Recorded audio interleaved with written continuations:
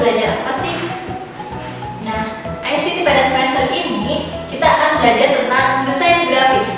Wah, pasti anak-anak udah pada gak sabar ya, bagaimana sih cara membuat desain yang bagus, yang menarik, dan tentunya dapat menyampaikan pesan kepada orang lain. Nah, pada semester ini kita akan banyak belajar tentang desain grafis dan juga tentang prakteknya, karena kita akan belajar teori dan sekaligus prakteknya dalam membuat desain grafis.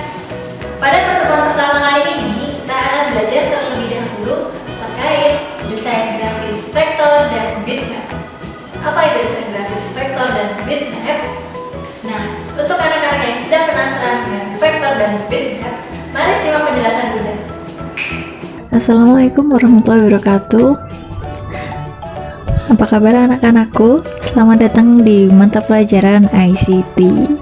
Yeay, pada mata pelajaran ICT untuk semester ini kita akan belajar tentang desain grafis. Bagaimana membuat desain yang bagus, membuat desain yang menarik, dan tentunya membuat desain yang dapat dipahami oleh pembaca atau usernya yang melihat desainnya ya.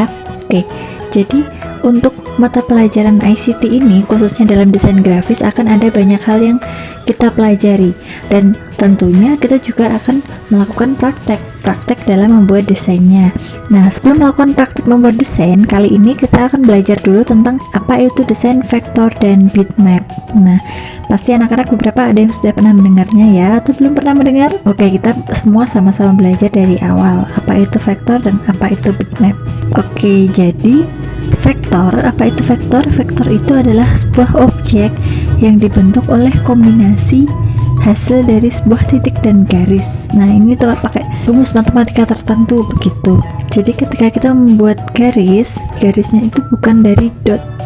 Mungkin ada yang bingung kali ya. Jadi mungkin nanti kalau kita udah praktek kita bakal tahu. Intinya vektor itu objek dibentuk oleh kombinasi titik dan garis yang pakai rumus matematika. Sementara itu bitmap itu adalah terbentuknya dari banyak titik dengan campuran warna dalam grafis yang ada di komputer. Contohnya seperti ini. Ini perbandingan antara vektor dan bitmap. Dalam gambar ini Bunda contohkan sebuah desain huruf A yang agak lengkung-lengkung kayak gitu. Yang atas ini adalah gambar vektor dan sementara yang bawah itu adalah gambar bitmap. Kalau dilihat awalnya bisa sama saja, tapi ketika dia diperbesar, gambar vektor itu akan tetap utuh. Sementara untuk gambar bitmap, ketika dia diperbesar terus, itu dia akan agak pecah-pecah kayak gitu. Nah, karena mungkin udah pada pernah melihat contoh-contohnya yang pecah-pecah gini ya. Iya, benar sekali. Kemudian untuk secara susunannya juga ada perbedaannya. Kalau vektor itu tersusun dari kurva atau pet tadi ya. Nah, kurva ini terdiri dari garis dan beberapa titik dan disebut anchor point. Sementara itu kalau bitmap, dia tersusun dari sebaran titik-titik piksel beragam warna dan tersebar dalam pola grid. Jadi piksel-piksel dalam bitmap itu lurus ya, kotak-kotak lurus gitu, tapi nanti mana yang ini warnanya hitam, mana ini yang warnanya putih, seperti itu. Nah, perbedaan ketiga adalah terkait gradasi warna. Nah, kalau untuk vektor, gambar vektor itu nanti gradasi warnanya harus dianalisis terlebih dahulu oleh desainer grafis. Tapi kalau untuk bitmap, gradasi warnanya lebih luas, lebih nyata, lebih real kayak gitu. Kemudian secara resolusi, untuk desain vektor itu nggak mengenal resolusi ya. Jadi kualitas gambar itu nanti dia tergantung sama poin pembentuk pet. Untuk bitmap sendiri, semakin besar resolusinya, semakin tinggi kualitas fotonya. Jadi anak-anak pasti udah pernah dengar kayak, oh ini foto resolusi berapa. Ketika dia resolusinya semakin tinggi, oh ya ini berarti semakin bagus kayak gitu. Pasti udah pernah sering dengar kayak gitu ya. Nah, untuk selanjutnya terkait format penyimpanan. Nah, untuk desain vektor sendiri menyimpan gambar sesuai software yang digunakan. Misal kalau CorelDRAW menyimpannya dalam format CGR. Kalau bitmap itu formatnya macam-macam sih, nggak harus tergantung sama aplikasinya. Bisa formatnya JPEG, BMP, GIF, TIFF, PNG juga bisa. Kalau dari segi penggunaan juga berbeda sebenarnya. Vektor itu biasanya digunakan untuk bikin layout halaman kayak gitu, buat bikin font seperti yang boleh contohkan ini. huruf A, itu font apa itu yang ada lengkung-lengkungnya. Setelah itu juga vektor juga bisa digunakan untuk membuat ilustrasi.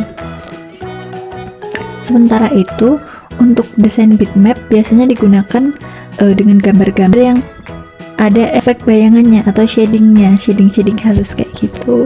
Bisa juga untuk foto itu karena file foto itu biasanya memang formatnya bitmap. Loh, kenapa nggak vektor?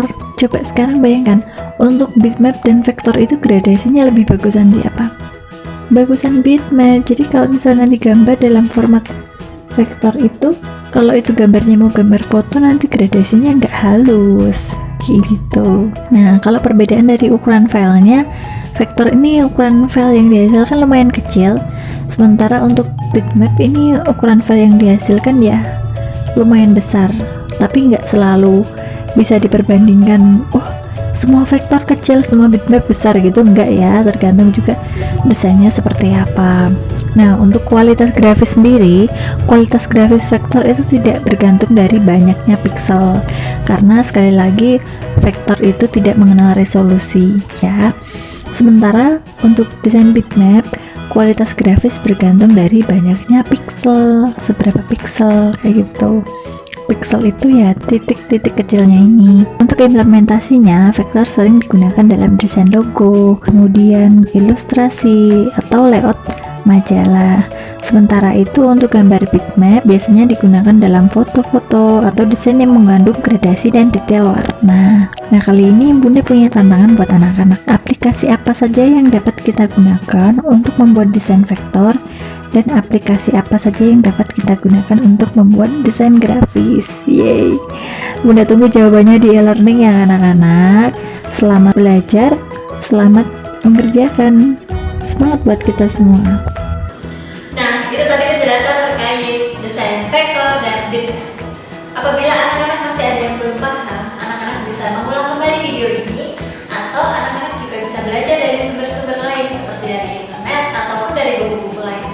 Apabila ada yang ingin ditanyakan, anak-anak jangan sungkan-sungkan untuk chat pada Bunda Ajeng ya. Nah, jangan lupa juga untuk menjawab tantangan Bunda. Nah, untuk pembelajaran kali ini sampai di sini. Semoga apa yang kita pelajari ini dapat kita petik manfaatnya.